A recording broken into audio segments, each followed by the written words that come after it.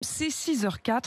Un témoignage ce matin, témoignage bouleversant d'une victime présumée du violeur de la forêt de Sénart. C'est comme ça qu'il a été surnommé pendant longtemps. Ce père de famille a fini par être confondu par son ADN des années après les faits. Mais il nie en bloc. Début de son procès aujourd'hui devant la cour d'assises d'Evry. Il est accusé d'avoir attaqué 36 femmes dans une forêt du sud-est de l'Île-de-France, dont cette victime présumée rencontrée par Maxime Brandstatter pour RMC et qui souhaite rester anonyme. Les jambes de cette femme tremblent encore quand elle raconte ce terrible jour où elle a été violée alors qu'elle se promenait en forêt de Sénart. Il est venu agresser physiquement et moi j'essayais de m'échapper. Il y a eu vraiment un combat physique. Il y a eu des luttes debout, des luttes au sol. Ça a été assez long, il me semble que ça a duré une dizaine de minutes.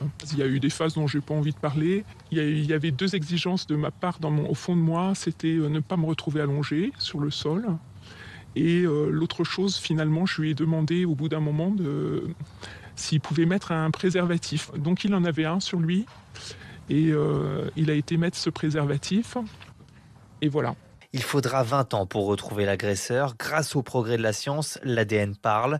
L'homme est arrêté en 2015. Cette femme espère qu'il s'expliquera lors du procès. Moi, j'aimerais déjà l'entendre s'exprimer vraiment en étant lui, quoi. Nous allons aussi être écoutés. Nous attendons aussi ce procès pour réparation des victimes. L'accusé assure qu'il ne se souvient de rien. Il fera face aujourd'hui à une trentaine de ses victimes présumées.